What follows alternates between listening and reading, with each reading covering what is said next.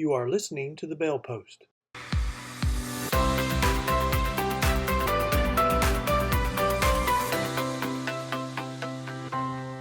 Welcome to episode 64 of the Bell Post, and today we have a previous guest returning to give us what I'm hoping is great news. It seems like we were at the end of the first episode, way back when I was in high school. We saw no way of winning, and then everything gets I guess really at the end of the first episode they win, and then the second episode is The Empire Strikes Back, where they come back, and we really haven't got to the point at the end of the first episode where we can call victory, where we're destroying the Death Star. So I'm hoping today we'll get to that end of the first episode, but maybe we've gone even further and we've gotten into the Empire Striking Back. But we've got with us today a guest. His name is Patrick Jordan, who's a previous retired chief of the LA Sheriff's Office. He has his own podcast, Breakfast with the Chief. Welcome back. Hey, thanks for having me, Ken. So, the last time we talked to you, things looked pretty dark in LA County, and there's been a lot. There's been a lot that's happened. There's been an election, there's been a whole campaign election, there's been a rollback, and then there's also all these fires. So we have a lot to talk about. But I want to kind of go through it chronologically. Tell us about the campaign for Gascon running for re-election and how that transpired, because he had two recalls where I think if they weren't playing politics with the signatures, he would have been recalled before this election. Yeah, I believe that too, and I'm excited that at the federal level they're looking at integrity, election integrity, and trying to press states and to do the right thing, because I think it's out of control here in California. And I say that having helped a friend of mine run for office, and a couple of friends run for office. I do think it's rigged here, and they rig it by expanding what counts as a legitimate vote versus making common sense. And it's interesting because you have this conversation with the folks, and they'll say, "Well, we're just counting every vote." Well, you're counting every vote, but not sometimes those votes are for more than one people. And I'll just give you an example. When I was helping somebody run, I pulled lists and I found that there were multiple duplicates and some triplicates of people. And in the state, what they do is they send out a ballot to every person that's registered, which means that's a lot of those people that have multiple registrations are registered more than once. And I was pulling Republicans, and I would think that Democrats probably move around a little bit more because there's tends to be more at the lower economic scale. So there's probably more of that, right? And nothing sinister about that, except when you add harvesting of ballots, where you just go out and get the ballots, and well, I have two. Oh, that's okay, I'll take them. You know what I mean? There's no checks and balances to make sure that the right thing is done. And the state passed a law that says you cannot ask for ID to make sure the person who's coming in to vote is actually Ken Good or Pat Jordan. You can't ask for that ID. They come in to vote. You just need to let them vote. So we don't even have voter ID, and in fact, it's illegal to ask for that ID. So I'm hopeful that the feds will get on top of that. But I do believe that Gascon would have been recalled had we had an honest system. I agree with that comment. In terms of leading up to the election, I think he so thoroughly discredited himself, both in because he has kind of an arrogant way in which he presents himself, where he talks kind of down to people, in addition to crime going up and him pretending like it wasn't going up, as well as everybody in the county board of supervisors, everybody that was part of city government, and except for a couple of candidates, and even Newsom. Oh, crime is not a problem, and this is what you heard from them over and over ad nauseum. And you also heard it from the LA Times. You heard it from some of the other editorial, the papers out here that do editorial sections. I think it was the Pasadena Star News, and there was another one that calls Cal Matters, which is kind of a daily.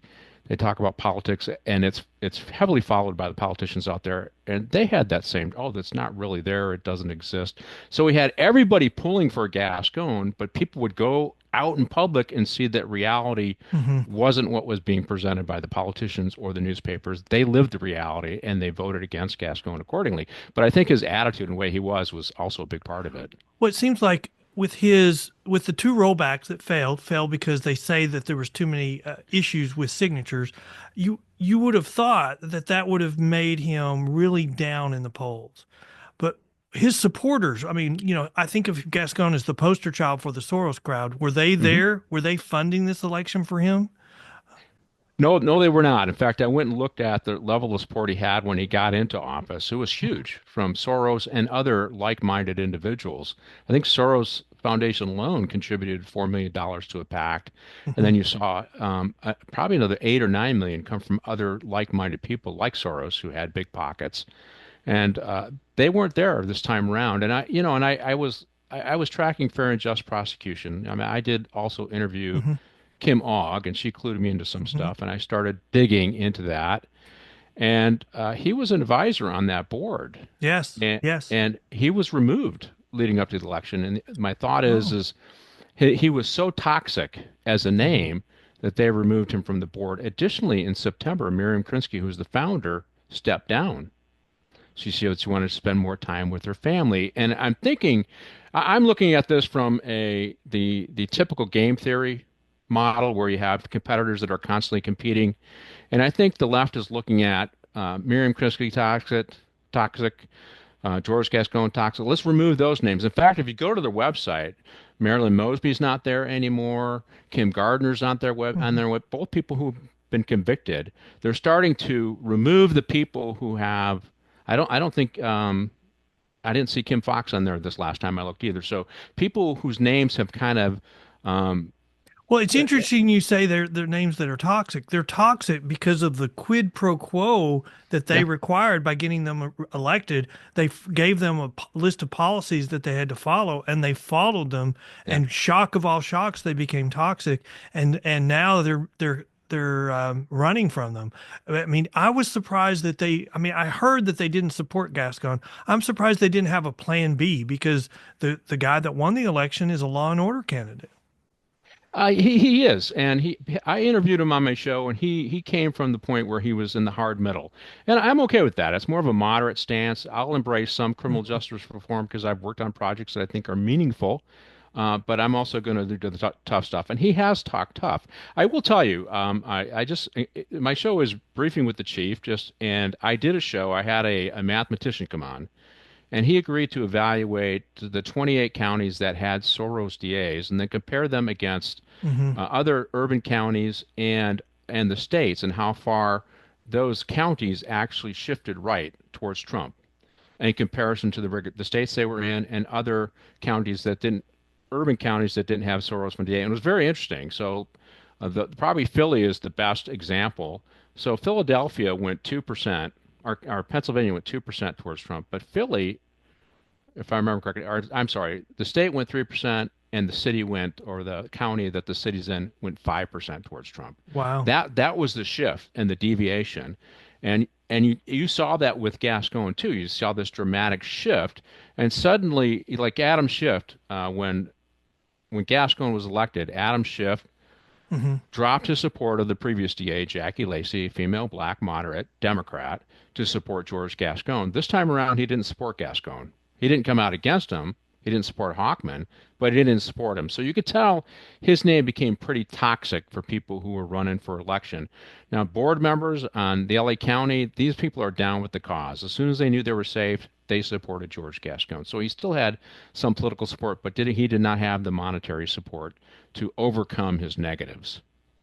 Wow. I mean, so that's very interesting. So the people, I mean, the diehard party members were there and they were full-fledged supporting him and saying crime was down. And, you know, what we hear at the national level, and I think they've co-opted their whole crime debate to these groups that are these advocacy groups. And I think that, so when you hear crime is not down, it's perception versus reality. That's just pseudoscience. That's based upon talking points. It's not based upon anything real. And, you know, when they were talking about, oh, crime's down, it's really not. Look at the FBI statistics. Hmm. And so I wrote an article that was published, oh, you know, in October, right at the 1st of October, saying here's the reasons why you should question the accuracy of the FBI statistics. And then 10 days later, it was discovered that the FBI statistics had changed and crime was up. And suddenly their whole narrative was blown away in our part of the country. How did that change in the FBI statistics, or did they have any impact on the LA race? Oh, yeah, absolutely. And I think everybody knew. I mean, My son was he had his whatever his storage unit at his condo burged, right? Hmm. And he tried to report it. And there were rules that said, well, if you don't have a suspect, then we're not taking a report. This is at the Los Angeles Police Department because Gascon won't file anyways Hmm. unless you actually see him do it, right? And he saw the guy hanging out, but he said you didn't see him break in. Now that for us, that would have been burglary just occurred. And we'd have rolled, but LAP didn't roll because he wasn't there at the time. The guy came back and hit 10 other boxes. My son figured out his MO. My son's not a cop. But he figured out, he talked to me about it. I go, well, look for any similar, and he figured out the MO. He found that multiple condo complexes on the street had been hit, and there was a complete lack of interest. So if you look at it, so for him, he's like, hey, that's like 25 bergs Yeah. that didn't get reported. I go, yeah, that's what's going on. And they're like, well, why should we do it? No, nothing's going to happen. And that seems to be the mindset of cops. But Hmm. I'll just give you an example also why it's down. Um, Gascon, we made an arrest and Gascon refused to file them, right? But now we're not making arrests. In fact, I'm going through a proposed consent decree from the state's attorney general for the sheriff's department, and they're saying don't arrest for small amounts of narcotics, and don't make any traffic stops that are not public safety threats.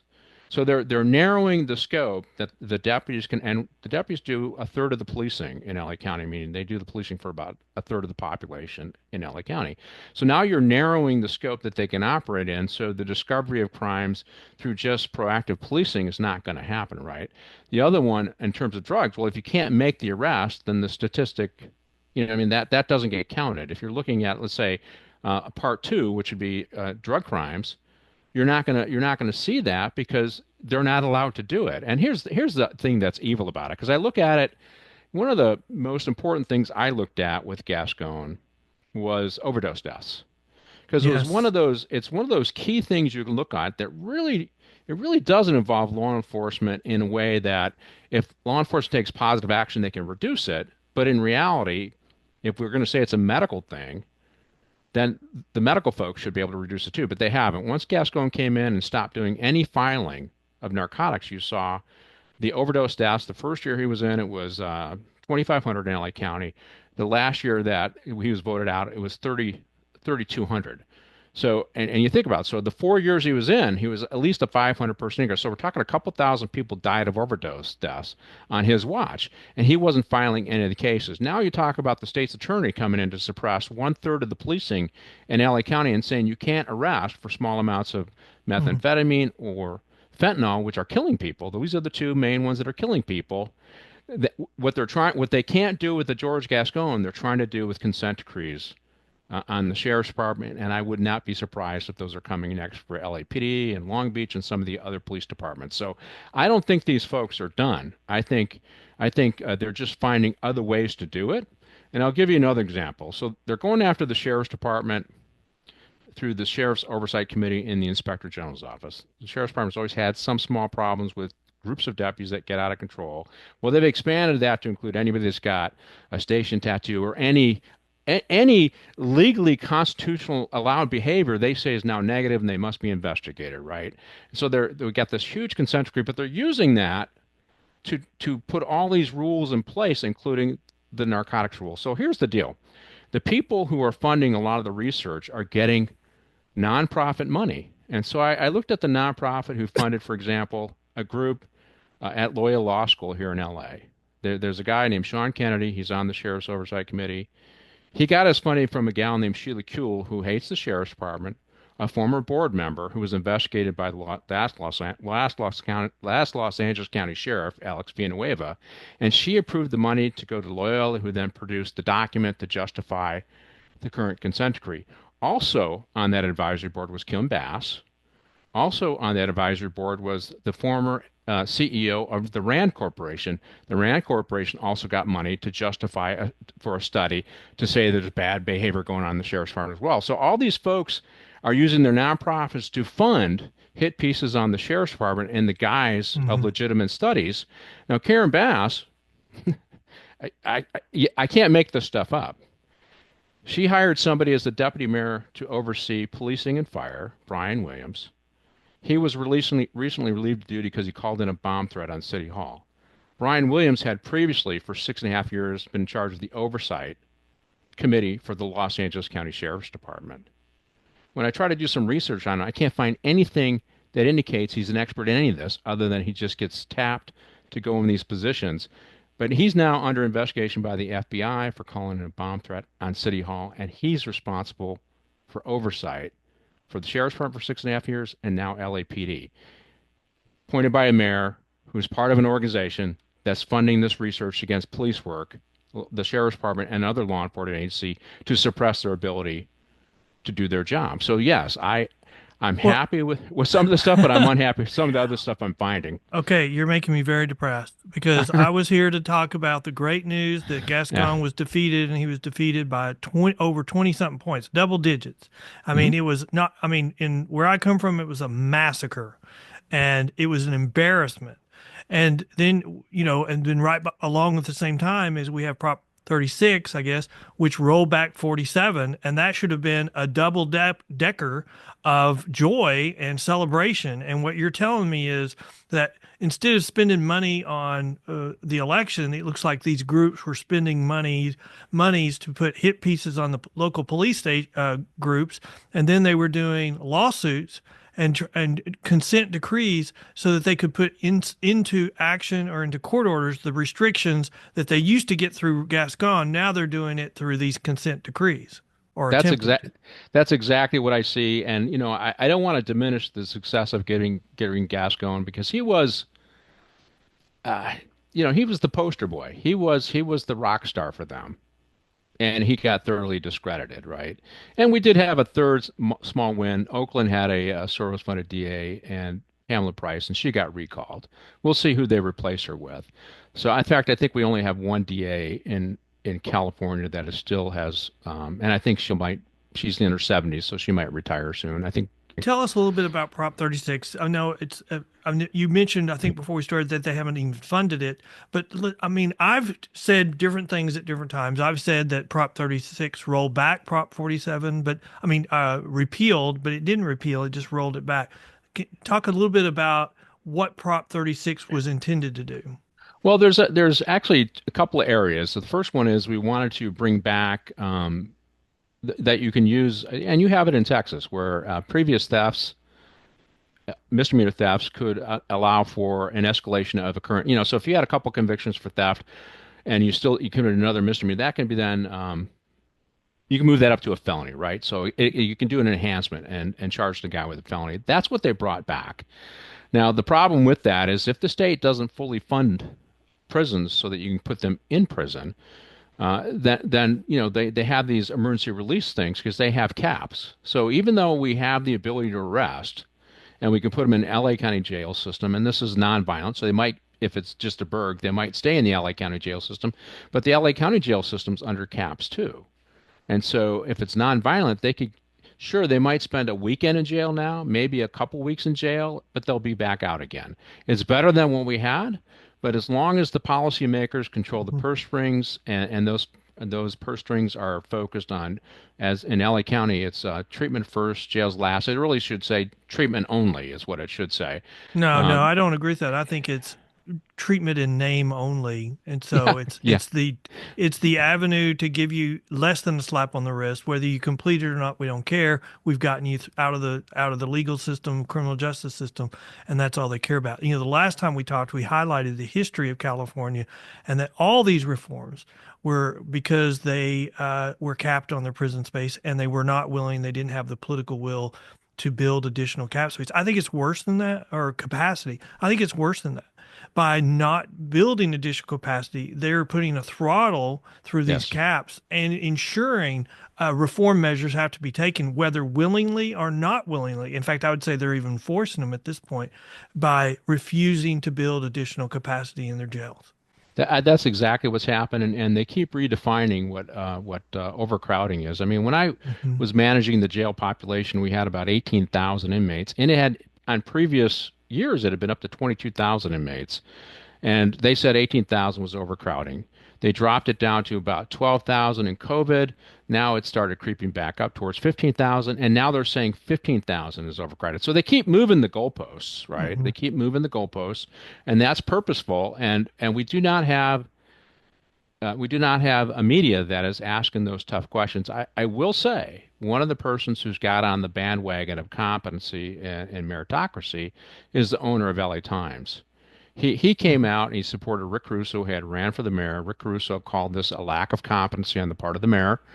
And the owner of the LA Times started doing the same thing. And the owner of the LA Times refused to endorse Kamala Yeah. Harris, and some Hmm. of his editorial staff resigned, and he's trying to bring in a more moderate voice. Will that in the short term change things? I don't think so, but I'm Mm-mm. hopeful Mm-mm. that he starts to change up who does the reporting. For example, the person who's got the LA Sheriff's beat is a convicted felon. She dealt drugs, to people, and she got convicted, went to prison, got out, went to Columbia, and now she's reporting on the police beat. And of course, all of her articles are biased. There, there's no balance to any of her stuff. But this was purposeful on their part, right? And as long as you have somebody that's sees, and here's what I had a problem with Biden's pardons on drug offenders or dealers. There is nothing nonviolent about drug dealing. Absolutely. Nothing nonviolent about it, and yet they would call them all nonviolent offenders. We have no idea how many people died of fentanyl overdose or methamphetamine overdose, and they knew they were selling this poison, and they were okay with it for profit. To me, that's violence. They may not have put their arm or their hand on their throat, but you know what? They gave them the pill that killed them, and to me, that is violence. Since the last time we talked, I did an episode of our podcast talking about California, and they legalized marijuana. And then there was a reporter or journalist who wrote an article saying that the cartels have come Yeah. in and essentially have or are attempting to take over the marijuana market. And I mean, they're not just laundering their money through the United States or California; they're bringing in their whole operations. And I mean, when I first tried to post a story about that we were going to do a podcast about it, immediately got deleted on social media. And then Really? I thought, well, I mean, that's not really happening. That was just a mistake. Post again, immediately deleted. And then you started hearing Trump talk about it during the campaign. And then suddenly after the campaign, when, well, we're no longer going to censor, we're going to do Yeah. what X is doing, we're going to have community notes.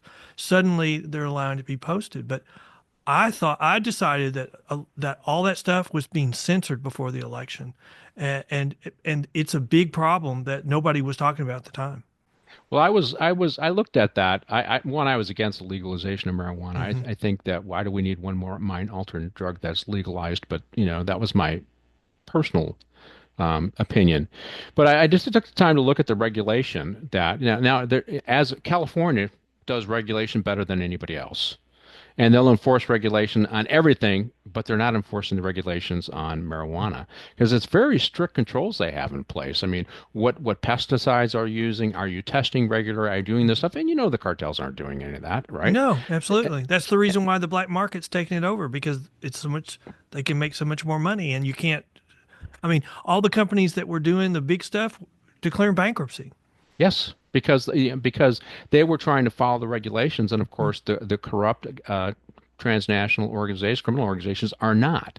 And Hmm. this is, and hopefully people will dig in this more. This is where I'm really excited about Pam Bondi. I'm excited about Hmm. Patel, at the FBI. I'm excited about some of these folks. I hope that they put some pretty good U.S. attorneys here in California, and they start digging into these issues and I want Trump to use his. We need a muscular president to slap Newsom and these guys down, and so I'm hopeful that they'll do Well, that. I've decided that California is the most corrupt state Yeah. in the nation.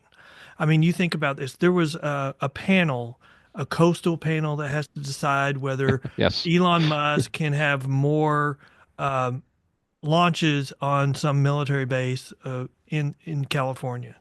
And one of the members of the panel came out and says, "I'm opposing this because I don't like Elon Musk's political views."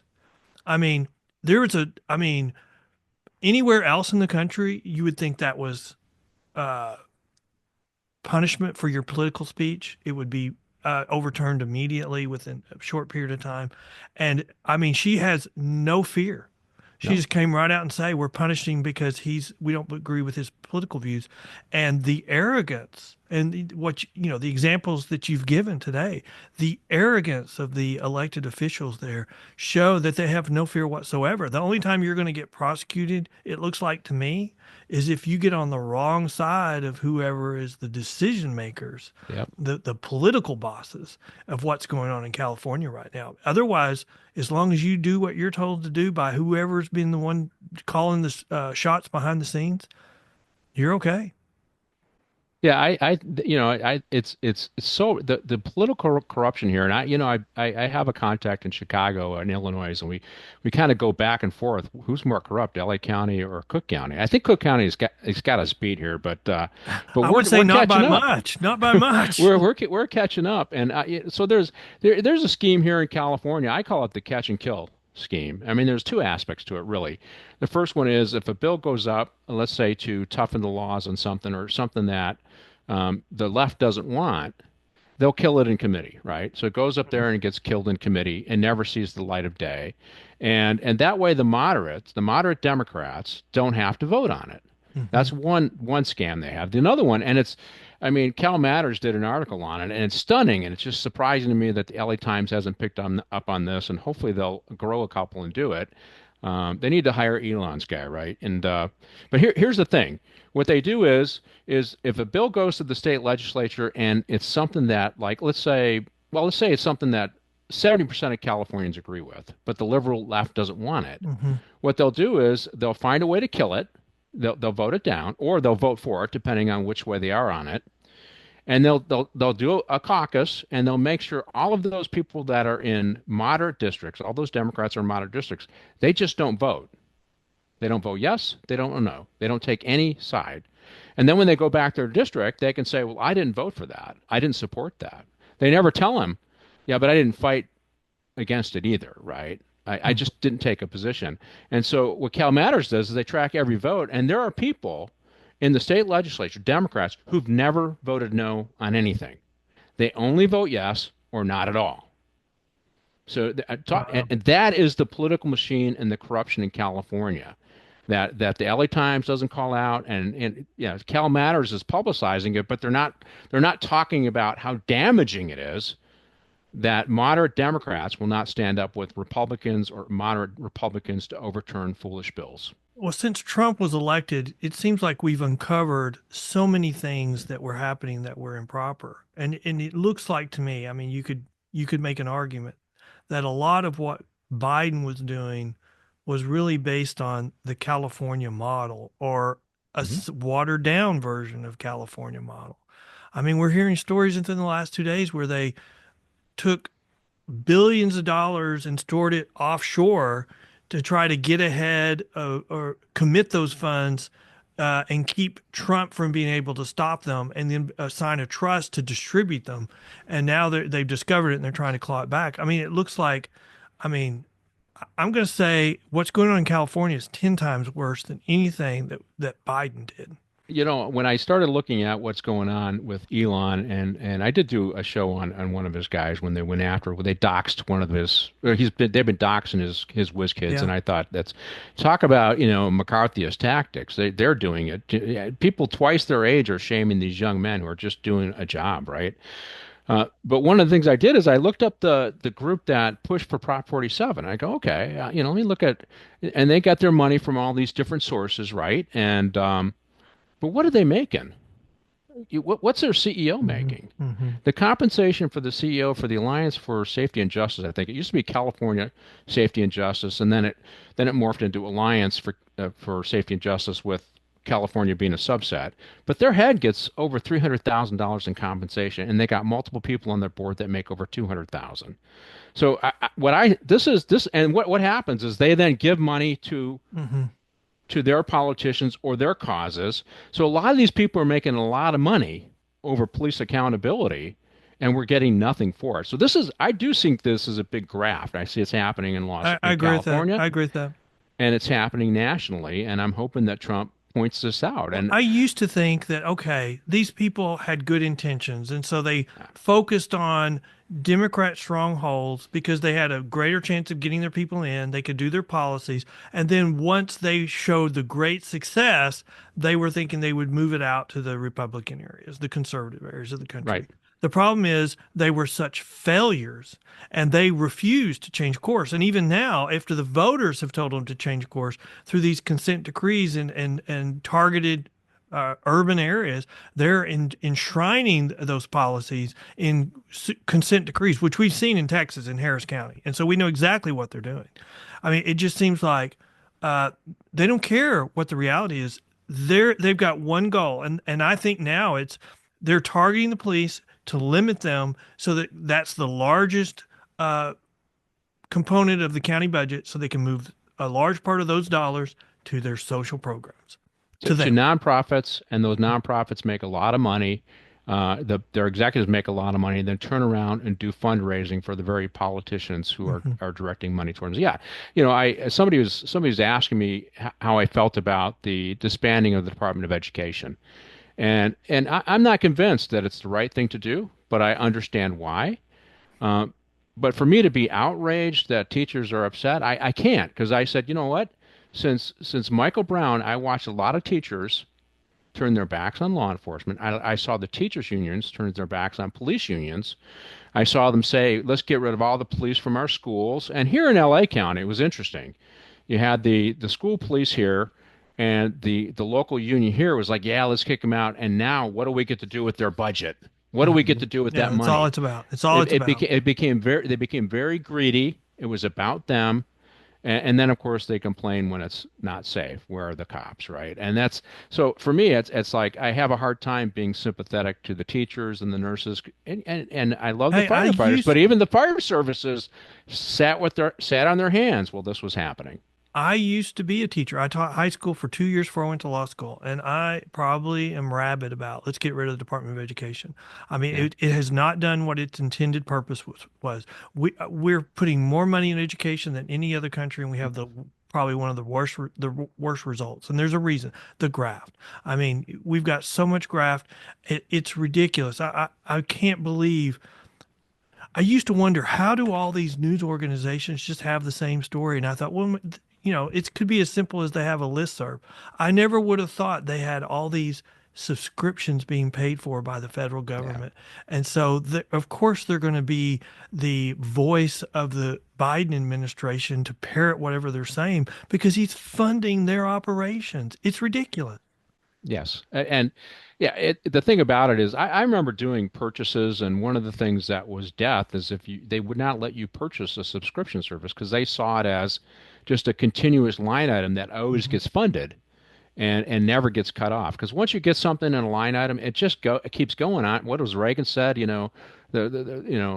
mortality, a bureaucracy doesn't know mortality. It just keeps on living and growing, right? And and so we were not allowed to do subscriptions unless it was clearly necessary and it was limited.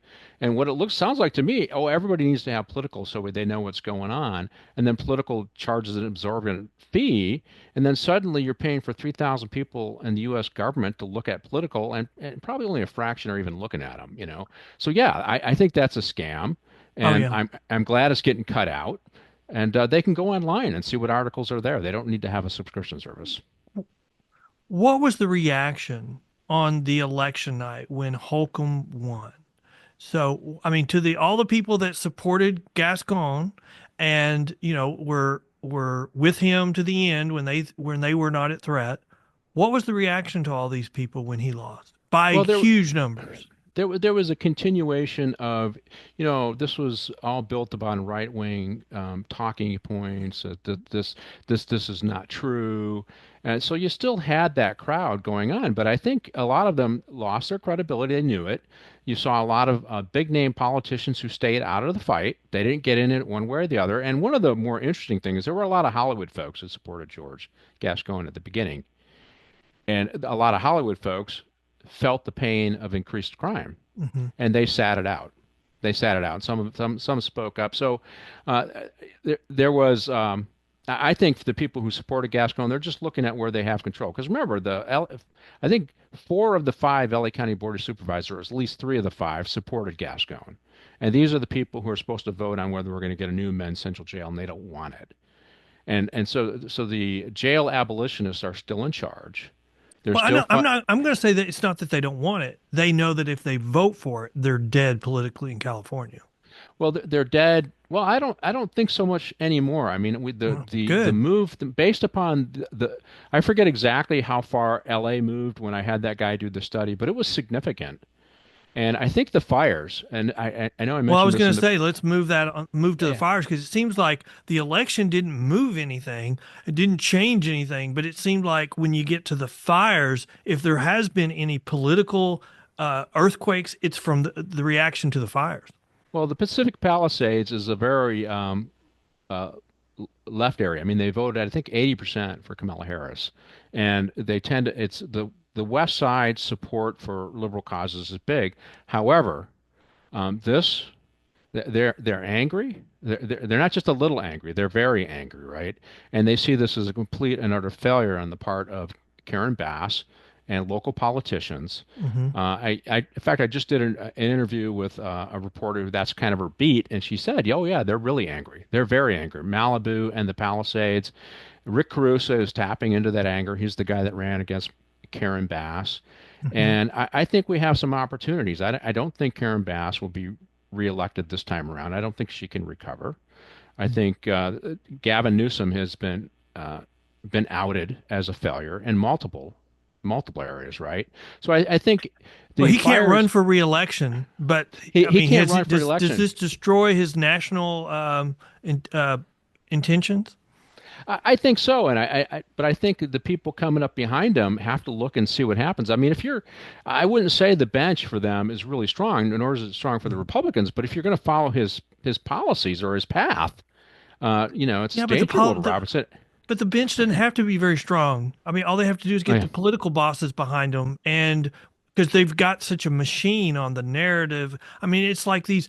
I know you've talked to Kim Og, so have I, but you know that when they were at their heyday, these Soros groups, they recruited soft on crime people. They had other Yeah. groups that put on these seminars telling them how they what policies they were going to adopt, and you're not going to do enhancements anymore, and this long laundry list. But then they have these other groups that have all these pseudoscience reports and studies that are Yes. saying that these new policies won't affect crime, and then their PR group that says, "Oh, here's the PR way that you sell it to the public." I mean, the problem is all these political machines in California have all those already, and it just seems like they don't have to have a very deep bench to replace Newsom. The idiot Newsom has turned out to be to the next idiot. Yeah, I think, and it's one of the reasons why I do my show, Briefing the Chief, is because I've read legitimate science and I know the truth, right? And Hmm. I turn over the rocks. And the funny thing is, and I remember saying this to you know, criminal justice reformists that I worked with. I go, you guys are going to oversell and underdeliver, Hmm. and you're going to lose the voters. And they're going to continue down this path. And when it comes to the fire stuff, they oversold the move towards reliable energy and protecting our environment with regulation, and it all failed, and it's coming back to haunt them. And one of the reasons why I think the fires are helpful to move the county and the state a little more towards the center is it's discredited their regulatory process Hmm. and how they establish what are the right goals are. Because the bottom line is they chose renewable energies by 2045 over safety of transmission lines. The Eden Fire, which killed I think 18 people, and we had, I want to say, 10,000 buildings burned there, including the grandfather of my daughter-in-law, 92-year-old, went to was in Korea, was worked literally a rocket scientist, worked at JPL, 92 years old. He listened to the radios, listened to the fire reports, heard the fires coming, went and looked and said, "Okay, I got to get out of here." Went and got his invalid neighbor who could what and who needed time and got out of there and never got back to his house. It burned down, right? And this is the fault of the failed policies. And in Eaton, It's looking like it was a SoCal Edison line.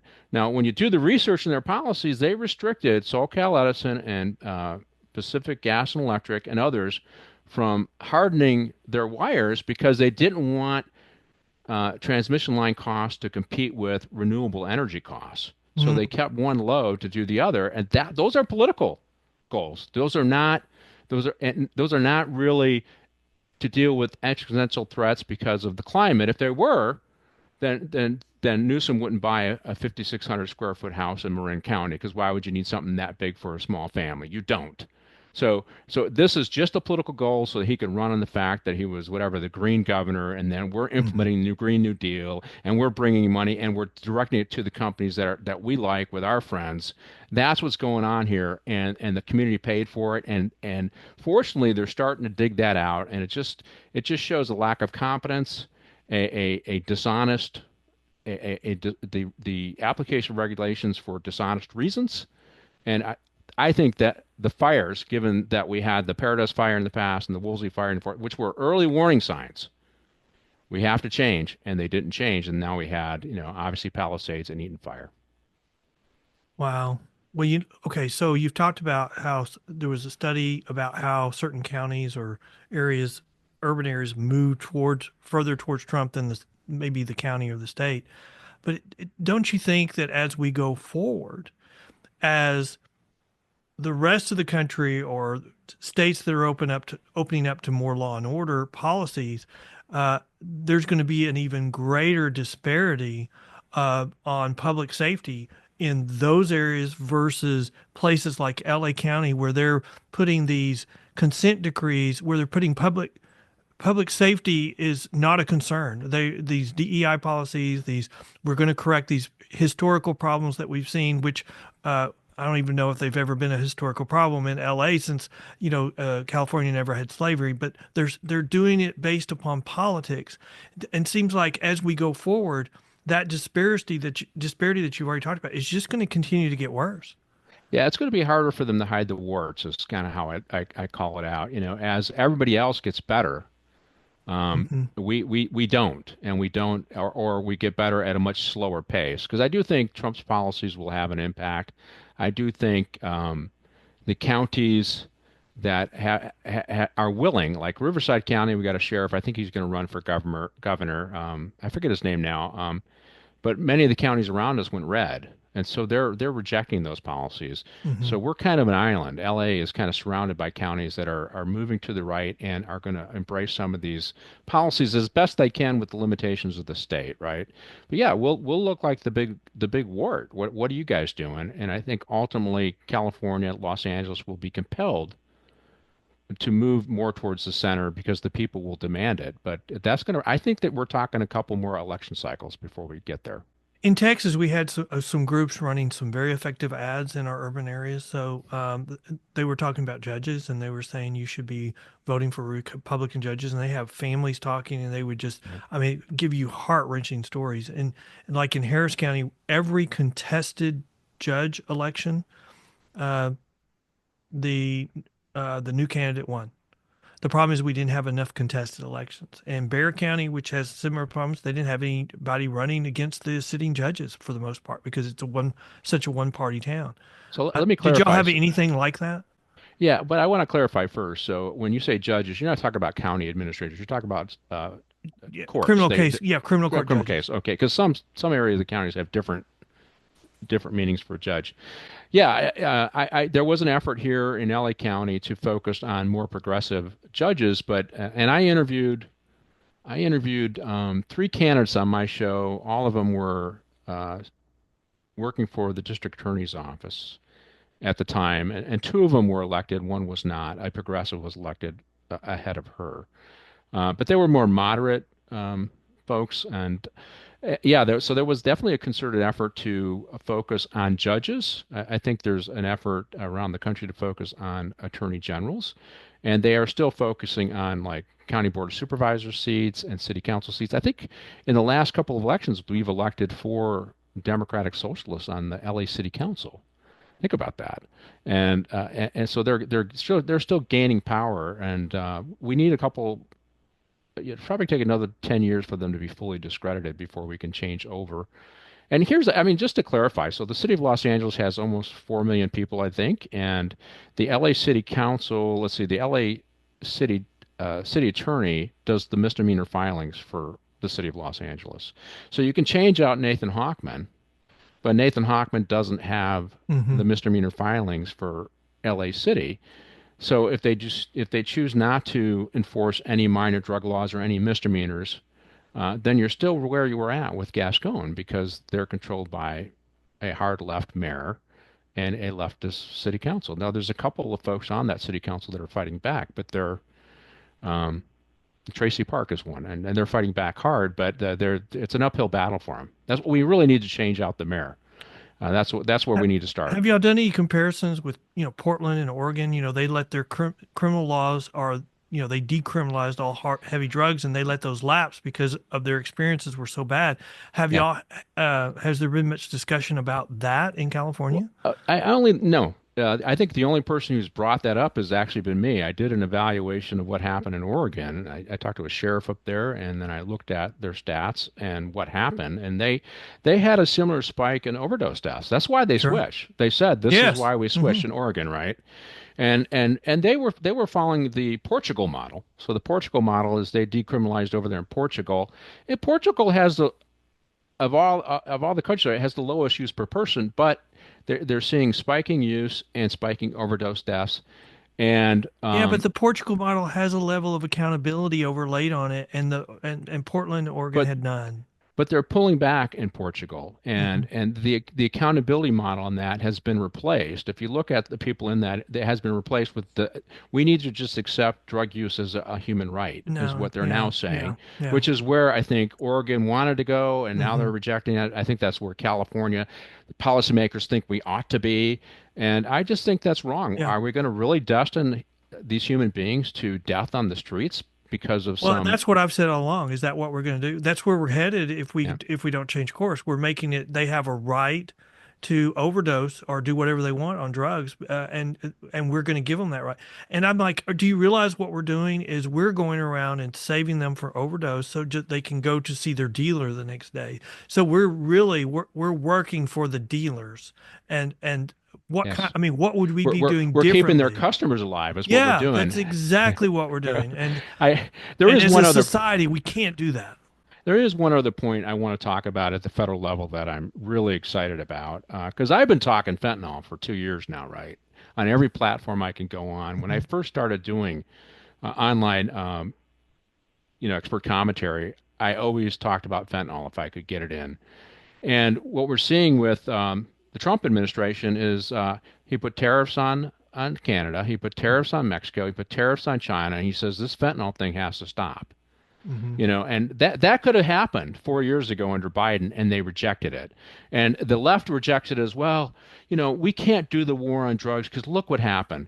I'm for me, bullshit. Look how many Yeah. we had a lot of people dying during the crack epidemic, but it was different. It was more community violence than Mhm. overdose deaths. We had overdoses, but the overdose deaths for fentanyl and its evil twin, methamphetamine, are off the charts. And they're off the charts because we weren't doing enforcement. We weren't dealing with our international partners that were selling it because the Chinese are actually subsidizing the production, Mm. and we weren't dealing with Mexico aggressively. But more importantly, we weren't doing what we need to do at home to suppress usage through enforcement because Yes. enforcement has been rejected as a model that could be used, legitimately used based upon misinformation, lies, and those ginned up studies that you talked about. The biggest harm that they've done to our society is by you don't know who to believe on studies. Yeah, They've got pseudoscience coming out saying, "Oh, this won't increase crime and this will make us more safe," when you know for a fact that it's an out and out lie. But how does the public see that? And so I've started saying the historically the most accurate uh, statistics on crime comes from law enforcement, and and I think you have to go back to that because everything else has a political agenda and they're lying to you. And yeah, I mean, I think everything that's going on the fentanyl at the federal level is great. We have to have that because uh, I mean, we can't give up on a generation. I mean, fentanyl is so bad. We would be giving, but the Democrats didn't learn the lessons of the '60s no, because um, Reagan's war on drugs started from the minority communities and the pastors seeing how many of their young men were being affected. And so they were the ones that started demanding change. They're not learning the lesson from the last cycle. And so they're committing the same error that they committed in the 60s. But a lot of those people who oversee the community groups now are on the dole. They're getting money from the government to do harm reduction strategies and intervention Hmm. programs and violence interruption programs and ambassador programs, and so they have a vested interest to go along with the very narrow set of solutions that the left will offer, no matter how many people it kills, right? And that's the problem. So the thing I will throw this out, and I got to do a little more research. I used to do federal grants. I did a ton of them, where I would apply, and the federal folks, I mean Bondi and those are the people who oversaw federal grant process to the states and to localities for law enforcement, they can start narrowing the scope. You can have this money if Hmm. you If. also do fentanyl enforcement, right?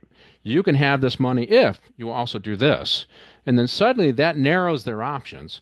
If you only have harm reduction strategies but don't arrest and prosecute and use the courts to put, then you are not eligible for these funding. So they can start doing those things, and hopefully they have somebody with their thinking caps over there at the federal government. And they start doing those types of things. And I want to call out one federal agency that I believe has always tried to do what they could, even with the constraints, and that's the DEA. I don't think the DEA ever shied away from saying fentanyl is really bad. We got to do something. And they might have been limited in what they could do under Biden, but I don't think they ever shied away from saying that it was a problem and putting the numbers out there. So I got to shout out to those Well, guys. it seems like when, I was expecting us to celebrate today and we're really commiserating, Yeah. but it looks like in a lot of areas when the state gives up, your hope comes from the federal government. And, one of the things we have not talked about is immigration reform. And it seems like that has the potential to have a big impact on California as well, LA County. I know that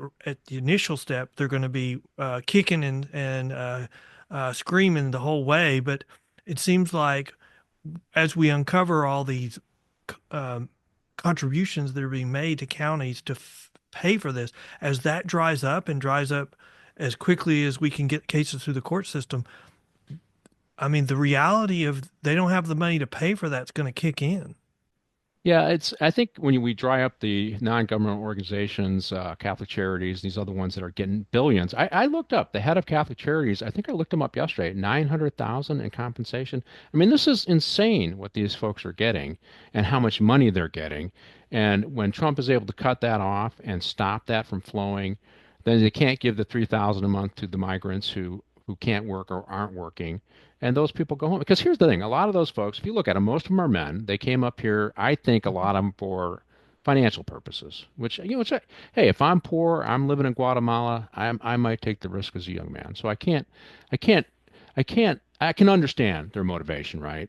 But as soon as you start cutting out that support, Hmm. the incentive to stay goes away, and the control of the transnational criminal organizations begins to shrink. Because the part of this that most people don't understand is with the growth of migration has been a growth of transnational criminal organizations and the amount of money they made over smuggling people in the United States. And they got a tail. All right, 15,000 to get across. You paid me five. You owe me 10. Go and sell some fentanyl up in San Francisco. That stuff is happening. And so Well, when they so found they make a lot more money smuggling people than drugs because when the yeah drugs get caught, they don't, but if the people get caught, they still get through and get released. yes So they make a lot more money, or they have until recently. And yeah I know that immigration crossings have dropped dramatically in Texas. I mean, almost. I mean, there's no one in shelters right now, close to the border because the crossings have just gone to a trickle. We need that to continue, and you can see the freak out on the left as a result because it's having an impact on this structure that they've built up. And I'm just going to say it out loud. When they have all these contributions going to all these groups, They're getting a kickback from it, or they wouldn't be Yes. doing it because that's their incentive. And so that's the reason why they want it to continue. And as we're cleaning this mess up, which I think that's what Trump's intentions are, I think he's probably the only man that can do it. And I don't know of any other Republican or any other human being that could have survived what he was put through and get reelected and still have the intention to do the best for the country that I think he has. I'm hopeful that even though he's getting slowed down by court processes, that they keep just putting the information out. Hmm. Because let's say it's something that 80% of the Americans don't agree with, and the Democrats are funding it. You know, pick your thing: DEI, trans surgeries for people in Africa, whatever it is, that they just keep funding it and or just keep putting it out there. I can't stop this, but this is what the Democrats funded. I can't stop that, but this is what the Democrats are funding. This is what the court judges are supporting, and make sure everybody knows because, you know, he played along to get along in his first term, and he Hmm. got burned. And now he needs to play rough, and he needs to expose these people for who they are, corrupt I people. saw a report that said during his first term he did something that he was not comfortable with. He played politics. Yes. Now he's doing something he's very comfortable with, and that is taking over a bankrupt business. And so he knows exactly what he's doing. And I think, I'm going to say this, I mean, they're not intending to win right now. They're intending to slow him down Yes. because we're talking about two different branches of the government and the judiciary. They're going to forum shopping. That's not going to last long. But they're not. It's not about winning. It's about delay. He's only Delay got to 4 more tell the years. midterms, and Trump needs to play the game. I saw something come out, and I thought it was fantastic. They're going to start investigating these senators and congressmen who uh, weren't wealthy before they came to Congress, and then suddenly they're wealthy. Elizabeth Warren, I saw 70 million. I don't know if that's true or not. And but how did she get all that money? Where did that money come from? Did she get money from some of these non-governmental organizations? And start digging into these people who are say they. Yeah, And Trump needs to do that. Trump needs to do that for the next 2 years and keep reminding people over and over again. And I think he's learned that. I think he's going to do that. yeah, And it's one of the quotes, I can't remember the exact quote now, but it was Harry Truman and says, when a poor man goes into politics, he leaves rich. That's a corrupt man. And the Democrats, and he's a Democratic president. They seem to have forgotten that lesson, right? And I'm not going to say it's just Democrats. We got Republicans who are getting oh yeah. I read a wealthy book as about well. Truman's autobiography, and he was a product of the machine when he first got into Yes, politics. the The the point that his Pendergrass machine. but the yeah, but the point of his autobiography was that no one could ever point to him making decisions or taking actions that were to benefit that machine. And I kind of have a hard time believing that with everything we know since. But I mean, he's one of the we consider him to be one of the best presidents we've ever had, and he's on the short list for a good president. But it's I mean, you look at stuff like that and you see all the machines that we have, and we look like we're right in the middle of a period of time where the bosses are making decisions, and you just wonder how on God's green earth did Trump ever get elected? The funny thing is because I made this comment before about New York when I've done commentary on a couple podcasts over there. When you grow up in a where there's corruption is accepted, Hmm. you don't always recognize what corruption is, right? Hmm. And we're talking about a lot of people in the swamp. They're really smart people, but this was how the game's been played, so this is okay. This isn't really corruption. This is just what's been the way it's been done. And it is corruption. They lost their sense, they lost their ethics, they lost their morals, they lost their sense in right and wrong. And they get so greedy that even when they begin to recognize it, they can't give it up. They can't give the power up and they can't give the money up. And we need somebody like Trump to do this. And I will admit I voted for the man for 3 times, and the first 2 times I kind of held my nose when I did it. He supported law enforcement, and I know a little bit about economics, and I liked his economic policy, so I voted for him. The third time, I was enthusiastic voter for him because I saw the corruption from the Democrats, the corruption Hmm. on the left, and realized that this imperfect man may be the best person to deal with it, right? A muscular executive who can take the shots and give them back. I voted for him 3 times too, and I would say the first time I was enthusiastic. The second time I probably didn't like him as much. I wish he'd just be more quiet. But I would say he wasn't a politician. So he was making the mistakes of a brand new politician. Third time, I would have crawled over broken glass to vote for Donald Trump because I was convinced that they had mistreated him and that he had been treated unfairly. And you think about it,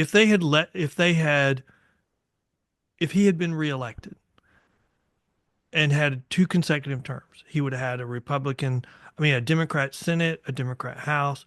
He would have been considered a mediocre president. He probably would Yeah. not have gotten much done. But because of the way that this has gone down and now he's reelected, I mean, he has the potential to go down as in a very, very different way. We have yet to see how the final chapter on his presidency will be written, but he has a much greater potential to go down as a consequential president.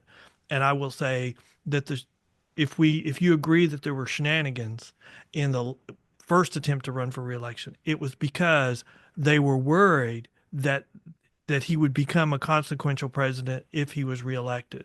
And I think that now they're much more scared about that. I mean, I would say if he'd been reelected 4 years ago, he'd probably been impeached one more time, Yeah. because that would have been the climate, and trying to keep him from being able to do anything. And it would have been a continuation. He would have been trying to play politics. He wouldn't have to change because he's on the back end. He's completing his 4 years.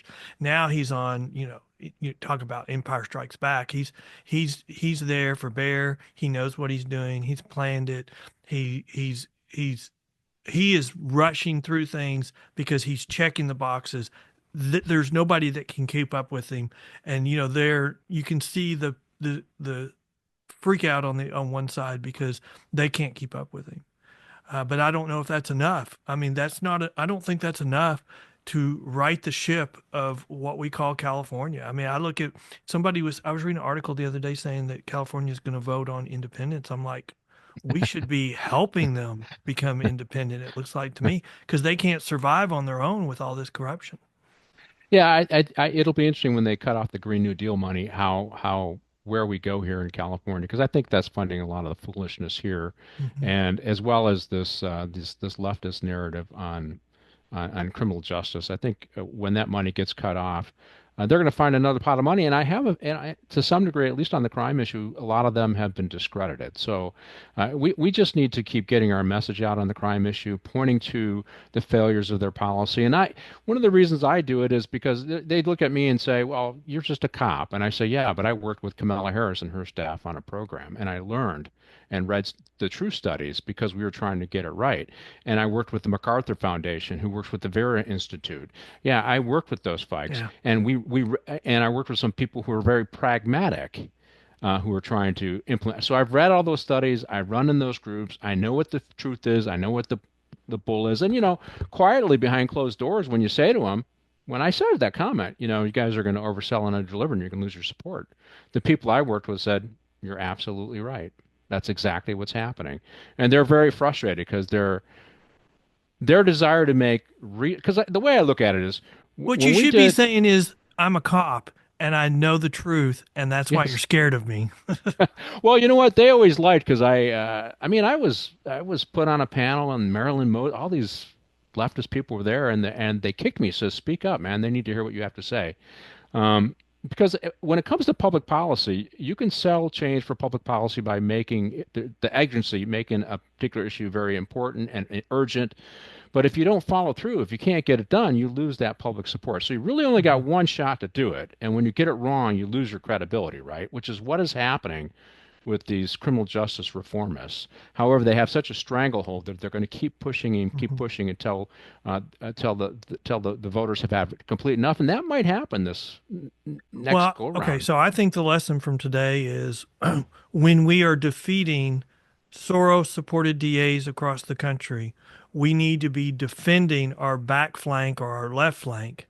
And so that in these strongholds, we don't lose sight of, their fallback position is to do these lawsuits alleging police impropriety and trying to do consent decrees where then they put into place the same limitations, the same structure, but they do it with the force of a consent decree from a court when we know all it is a settlement between two like-minded groups with a stamp of a court seal of approval, and it's nothing more than that.